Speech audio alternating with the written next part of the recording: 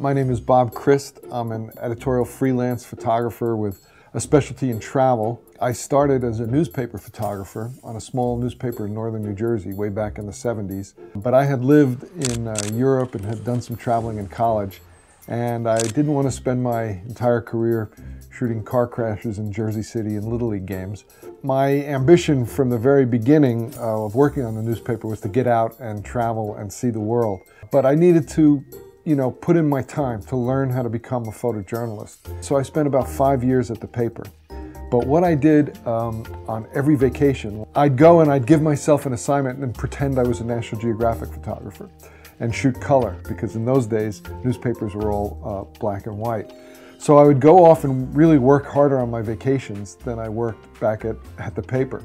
But I built up a color portfolio alongside of my news portfolio. But 5 years it took me before I felt comfortable going out on my own.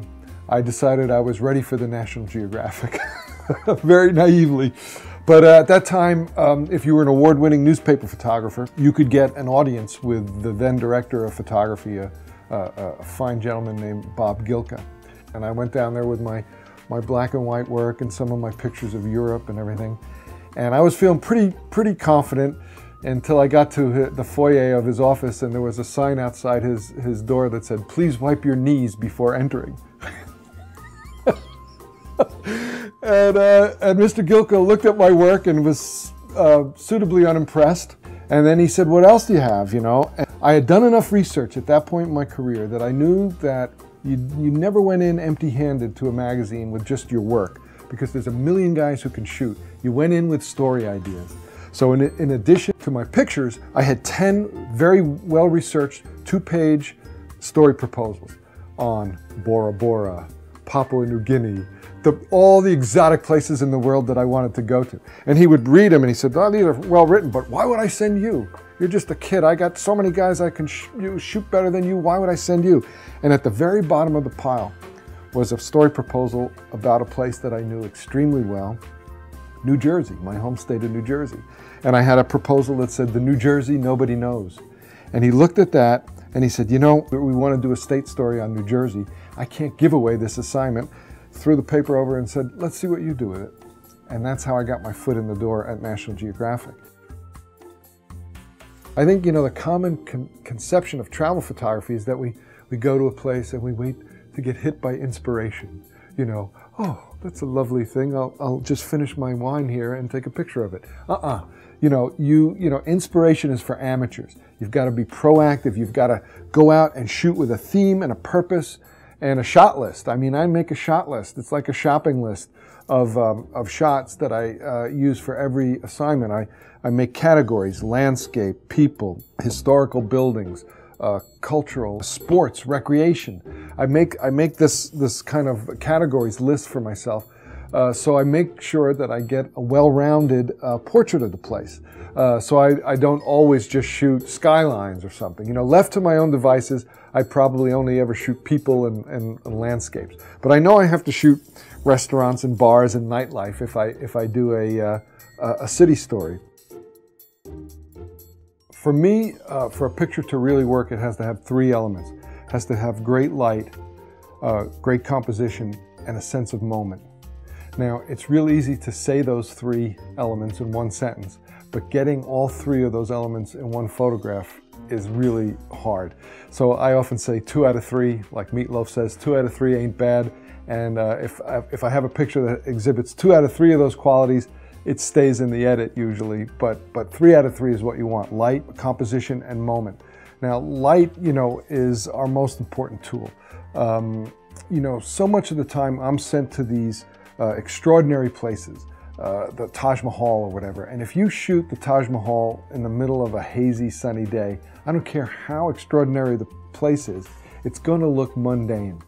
But if you can take the most mundane subject and shoot it in extraordinary light, a line of backlit laundry blowing in the breeze in Nova Scotia, and it becomes extraordinary because of the light. So I once interviewed a photographer named Michael O'Neill, who was mostly known for his portrait work, but he was doing some travel work for Travel and Leisure. And he gave me one of the greatest tips about travel photography. He said, "I look for the good light and shoot what's in it." And so what I find is that early in the morning, late in the afternoon, I'm going to do my exteriors, my architecture, my landscapes. Middle of the day, I go inside to shoot some interiors when the light is high and everything, because you can't take the middle of the day off. You have to make it work for you. The composition is just, pretty standard stuff for me. The way I see the world is it's kind of a chaotic place. And our job as a photographer, I think, is to chip away at the chaos until we find some form of order. And that is what I try to do with my pictures. I try to take this cacophony, this jumbled mass of reality, and kind of hone it down like a sculptor kind of chips away at the rock until he gets what he wants. That's the way I don't think of myself as a painter that way. I think of myself as a sculptor. It's like eliminate everything that isn't absolutely vital, and then you've got it. And then that third element, the sense of moment, that's the real tough one for me, because why are you showing me this 125th of a second and not the one before or the one after? Because something special is happening there. So waiting for that moment, waiting for the special weather event, or just the dance of the street, just the way people are moving through the frame. And there's so many people who do this so well, from Cartier-Bresson on down through Alex Webb and all these guys who are masters of the moment. And a lot of that takes anticipation. I'll often find a nice backdrop with nice lighting on a street scene, and then I'll just plant and wait for something to happen. People walking by, something happening in front. So oftentimes when I'm shooting, I find the background and the light first, and then I wait for the moment. Those three elements are the things that I think really make for strong photographs. And what I'm looking to do is create some kind of a visual epiphany, where all that comes together and you say, wow, that really gives me a sense of not only what the place looks like, but what it feels like to be there. And that's, I think, the element of good travel photography that's so hard. It's beyond the record shot into something that's a little more evocative. Now lately, I've always thought of myself as a visual storyteller. I've never thought in terms of single images. I've always shot stories, And one of the things I'm really enjoying about the new technology is our ability to mix in different types of media like video and audio. And for me, this is a transition that I'm making. I'm pushing 60, but I am so jazzed about the storytelling possibilities of video and audio, adding those extra layers in. Because for me, photography is not about, doing software stuff afterwards, manipulating the images. It's the stories. The pictures are servant to the story. And what better way to tell a nice little story and get a lot of images in than doing these little mini documentaries and stuff. And I found myself really falling in love with the whole process. It's a different way of thinking than still photography. It's related, but it's just that much different and new that it's very refreshing. And I just love the ability to tell a 3-minute to 5-minute story. I mean, when you think about how tight magazine space is, the longest magazine story that I ever did probably ran about 35 pages and used maybe 20 pictures. Now with a 3-minute video, we can get so many more video clips and still images. These multimedia slideshows, these short little mini documentaries really give us an opportunity to tell much more of a well-rounded story and to expose more of our images, to share more of our images.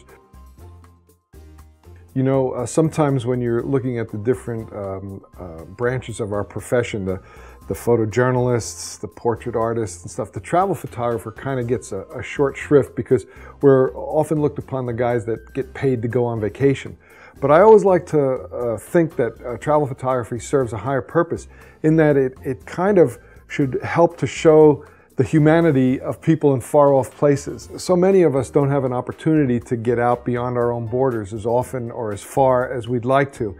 And a good travel story that shows the humanity of the other place, the other people, I think really can help to understand, bring people to understand our global economy, our global world. I mean, it's a small world, it's getting smaller.